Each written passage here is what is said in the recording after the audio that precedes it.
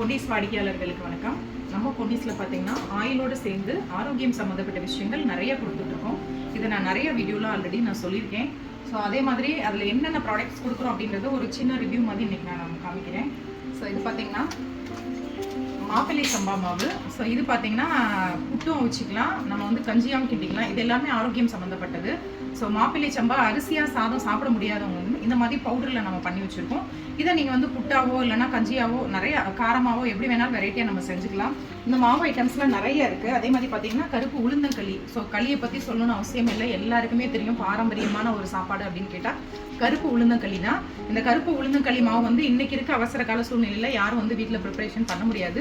So நம்மளே பார்த்தீங்கன்னா கருப்பு உளுந்து, அதுக்கப்புறம் பார்த்தீங்கன்னா அரிசியிலே பார்த்தீங்கன்னா நம்ம அந்த பச்சரிசியோட சேர்த்து கருப்பு கவனி, எள்ளு, இது எல்லாமே நம்ம போட்டு இதில் அரைச்சி வச்சுருக்கோம். சுக்கு, இது எல்லாமே போட்டு இது நீங்கள் அப்படியே வாங்கி நீங்கள் என்ன பண்ணலாம், களியாக கிண்டலாம், வித் நம்ம ஆயிலோடு சேர்த்து கிண்டுங்க. அப்போ தான் உங்களுக்கு பார்த்தீங்கன்னா டேஸ்ட்டு சுவையும் இருக்கும், அதே டைம் பார்த்தீங்கன்னா ஆரோக்கியமாகவும் இருக்கும். கருப்பு உளுந்தங்களி மாவு, அதுக்கப்புறம் பார்த்தீங்கன்னா நார்மல் கோதுமை மாவு. ஸோ இது எல்லாமே பார்த்தீங்கன்னா நல்லா சுத்தம் செஞ்சு ஃபஸ்ட்டு குவாலிட்டி ப்ராடக்டாக வாங்கி நம்ம எல்லாமே அரைச்சி வச்சுருக்கோம். அதே மாதிரி அடுத்து பார்த்தீங்கன்னா சிவப்பரிசி மாவு, சிவப்பரிசி புட்டு மாவு. ஸோ இதுவுமே பார்த்தீங்கன்னா புட்டு நீங்கள் வச்சுக்கலாம். ஸோ வெரைட்டி நிறைய நீங்கள் யூடியூப் தட்டினாலே தெரிஞ்சிடும் இந்த ரைஸ் எல்லாம் பற்றி என்னென்ன டிஷ்ஷு செய்யலாம் அப்படின்னு சொல்லிட்டு.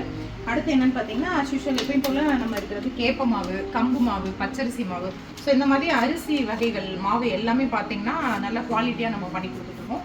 இதோட சேர்த்து பார்த்தீங்கன்னா நம்மளோட ப்ரிப்ரேஷன் எள்ளு மிட்டாய், கடலை மிட்டாய், பாதாம் ஆயில், அதுக்கப்புறம் பார்த்தா முக்கியமான என்னென்னு பார்த்தீங்கன்னா அரிசி எல்லாமே இருக்குது நம்மக்கிட்ட. ஸோ நாட்டு அரிசி, இதை நான் அடுத்த வீடியோவில் என்னென்ன அரிசி எல்லாம் இருக்குது, அதனுடைய மருத்துவ குணங்கள் என்ன அப்படின்றதெல்லாம் நான் அடுத்த வீடியோவில் நான் கிளியராகவே நான் உங்களுக்கு சொல்கிறேன்.